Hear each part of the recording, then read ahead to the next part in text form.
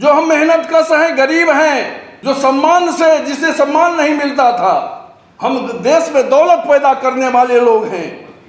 हमारे कौम के लोग, हमारी जातियां जो हैं छोटी बड़ी, छोटी जातियां जिसे समाज में न्याय नहीं मिलता, उसको संविधान में अंबेडकर साहब ने अधिकार दिया। हम नहीं हैं न्यायपालिका में, कार्यपालिका में भी हमारी उपस्थिति नगण्य है। आज समाजवादियों में, अंबेडकरवादियों में जब वोट होता है तो फिर अलग अलग बातें हो जाती है। ये हमारा दुर्भाग्य है। सत्ता के बिना कुछ होने वाला नहीं है। धार्मिक चर्चाएं से हमें बचने की आवश्यकता है। बिना मतलब का हम उसमें पढ़ते हैं, उस ताकत में, उसमें अपनी ऊर्जा लगाते हैं।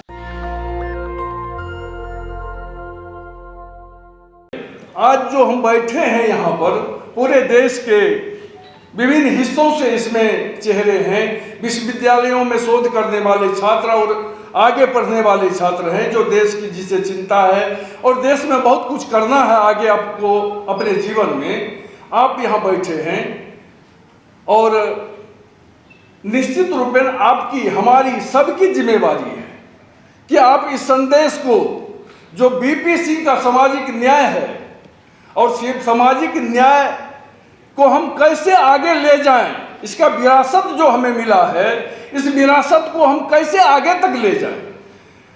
हमको लगता है कि हम इतने संघर्षों के बाद, आंदोलनों के बाद, कभी कभी लगता है कि हम फिर वहीं आके टिक जाते हैं जहां से हम चलना शुरू करते हैं। आज भी हमें उतनी ही चिंता है कि हमारे सामाजिक न्याय नहीं मिल रहा है। हर एक स्तर पर, देश के स्तर पर और विभिन्न राज्यों में, राज्य के स्तर पर भी सामाजिक न्याय की व्याख्या अलग अलग हो रही है। और क्यों हो रही है, ये विषय है जिसको हमें समझने की आवश्यकता है। बीपी सिंह जी ने, और उस समय में जो इस वर्ग के लीडर हुआ करते थे, मैं याद करना चाहूंगा श्री शरद यादव जी, श्री रामविलास पासवान जी, श्री लालू प्रसाद जी, और उनके साथ जो अभी बिहार के मुख्यमंत्री हैं नीतीश कुमार जी। मुख्य रूप से इन लोगों की बड़ी भूमिका रही है बीपी सिंह के साथ मिलके बीपी मंडल कमीशन की सिफारिश को लागू करवाने में। अब ये धरोहर है, विरासत में मिला है। लोग कई गए, कभी कोई अभी हैं, रामविलास जी पासवान चले गए, श्री शरद यादव जी चले गए, लालू प्रसाद यादव जी अभी हैं हमारे बीच, नीतीश कुमार जी अभी बिहार की गद्दी पर हैं। मैं जो जान रहा हूं और लोगों की भूमिका होगी, लेकिन उस समय में जो लग रहा था कि इन लोगों की बड़ी भूमिका है बीपी सिंह जी पर लग के, बीपी सिंह से बीपी मंडल कमीशन की सिफारिश को लागू करवाने में। और बीपी सिंह, चर्चा होती है, हम भी जानते हैं कि बीपी सिंह सवर्ण जाति में एक राजा परिवार में जन्म लेने के बाद गरीबों, हजारों वर्ष का इतिहास है हमारा। जो हम मेहनतकश हैं, गरीब हैं, जो सम्मान से, जिसे सम्मान नहीं मिलता था, हम देश में दौलत पैदा करने वाले लोग हैं।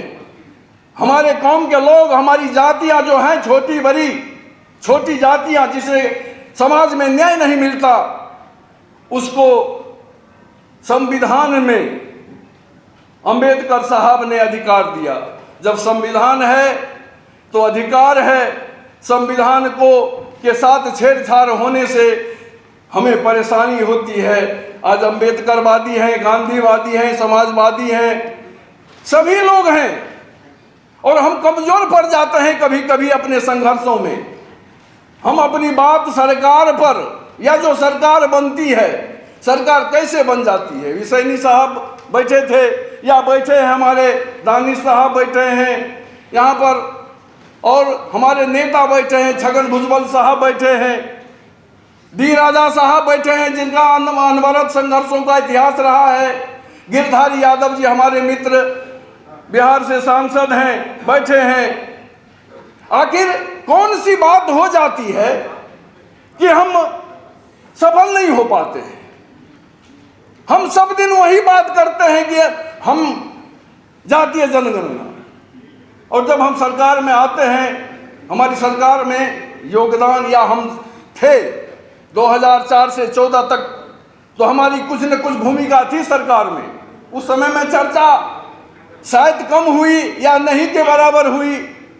जब हम सत्ता में आते हैं तो स्थिति बदल जाती है। कहीं कहीं राज्य के स्तर पर भी बिहार में प्रयास हुए, कोर्ट का आदेश आ गया, 3, 4, 5, 6 महीने साल भर तक चला जातीय जनगणना का काम राज्य सरकार के स्तर पर। तो सब बातें हैं, हम नहीं हैं न्यायपालिका में, कार्यपालिका में भी हमारी उपस्थिति नगण्य है।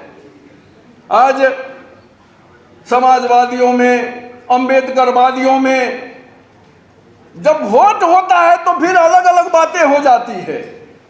मंच होता है तो हम अंबेडकरवादी हो जाते हैं, समाजवादी हो जाते हैं, गांधीवादी विचार को लेके चल रहे हैं, देश को नया बनाने के लिए नए समाज की स्थापना करने की बात मन में आती है और हम अपने उद्घोष में, अपने मन में लाते हैं, अपने विचारों को व्यक्त करते हैं। लेकिन जब वोट होता है तो फिर ओबीसी अलग, ओबीसी में कई छोटी छोटी जातियां अलग अलग, कोई किसी को मानने के लिए तैयार नहीं है। यह हमारा दुर्भाग्य है।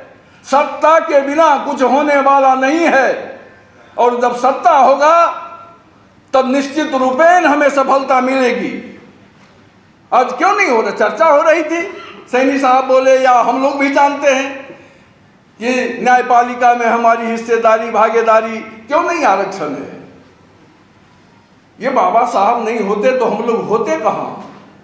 और जब संविधान कमजोर पड़ता है, संविधान पर वार होता है, छेड़छाड़ होता है, हो रहा है, हम और आप सब जान रहे हैं।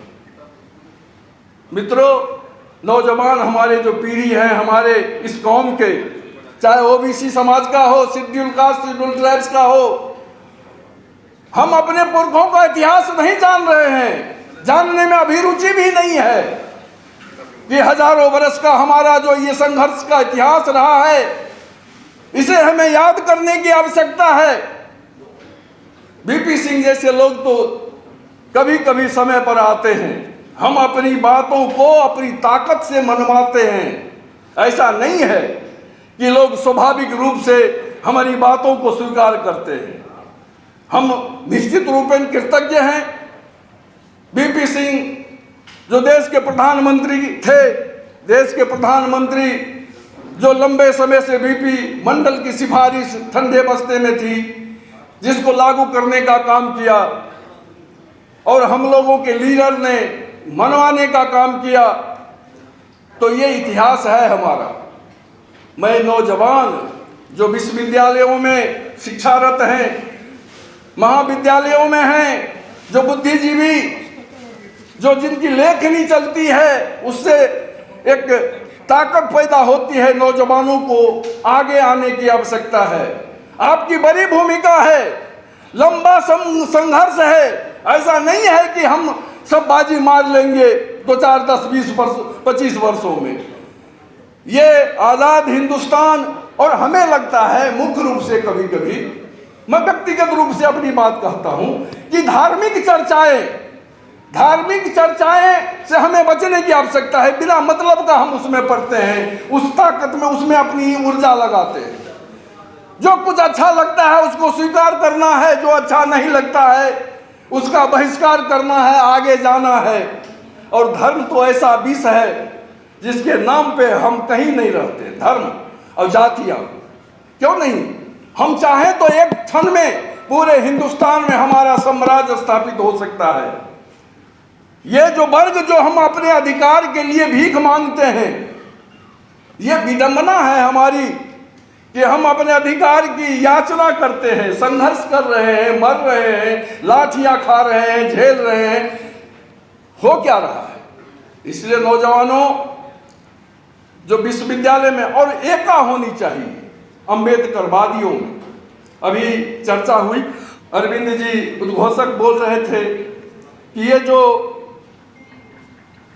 अंबेडकर साहब ने ये शेड्यूल कास्ट शेड्यूल ट्राइब्स के हितों के खिलाफ जो साजिश होने वाली थी, एक दिन के बंदी में हिंदुस्तान जब बंद हुआ तो सरकार पीछे हट गई और उसमें सबका योगदान था। हम लोग सड़कों पर थे, हम लोगों के इलाके में ऐसा नहीं है, हम ही लोग ओबीसी के लोग मजबूत की स्थिति में हैं और हम लोग सड़कों पर थे, खड़े थे। वो इलाका जो बिहार का उत्तरी बिहार का इलाका है बंद हो गया था, स्थगित हो गया था। तो जब ताकत मिलती है तब जाके उसका प्रभाव होता है। तो आप जो हमारे SC ST के साथी मित्र हैं और जो ओबीसी की राजनीति करने वाले लोग हैं, उनके छात्र हैं, अभिभावक हैं, बुद्धिजीवी हैं, सबको एक होने की आवश्यकता है। हम अपनी ऊर्जा को, अपनी ताकत को संयुक्त रूप से यदि लगावे तो एक बदलाव निश्चित रूप में कई अवसरों पर बदलाव हुए हैं। देश में आज़ादी के बाद फिर कई क्षणों में, कई कालों में बदलाव हुए हैं, परिवर्तन हुए हैं और हमारी स्थिति बेहतर हुई है। आगे भी लंबी लड़ाई के लिए हमें तैयार रहना है और उसमें सबसे ज़्यादा जो पढ़े लिखे नौजवान हैं, जो विश्वविद्यालयों में अभी पढ़ाई कर रहे हैं, देश के विभिन्न विश्वविद्यालयों में, उनको भी अब सिर्फ पढ़ाई करिए नौकरी के लिए लोग कर रहे हैं कि हमें किसी तरह कोई नौकरी मिल जाए, उसके लिए पढ़ाई। लेकिन जब तक आप अपने पुरखे को, अपने पुरखे के संघर्षों को नहीं जानेंगे तो बीपी सिंह का जो ये सामाजिक न्याय और सामाजिक न्याय की जो हमारी अवधारणा है, जो विरासत में हमें मिली है, उस विरासत को आगे ले जाने में हमें कठिनाई होगी।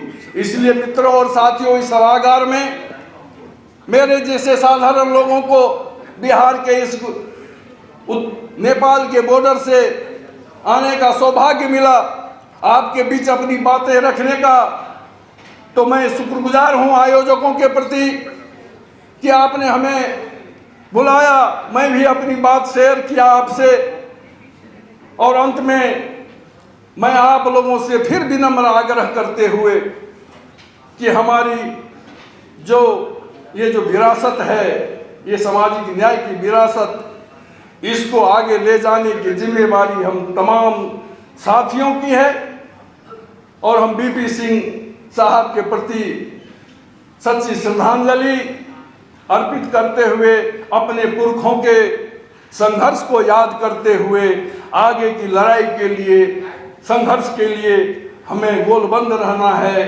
इन्हीं चंद शब्दों के साथ बहुत बहुत धन्यवाद। नेशनल दस्तक की आपसे गुजारिश है कि अगर इसको बचाना चाहते हैं तो नेशनल दस्तक को सब्सक्राइब करने के लिए रेड कलर के सब्सक्राइब बटन को दबाएं, फिर बेल आइकन की घंटी दबाएं। नेशनल दस्तक को बचाने के लिए बहुत ज़रूरी है कि हर खबर को शेयर करें, लाइक करें, कमेंट जरूर करें।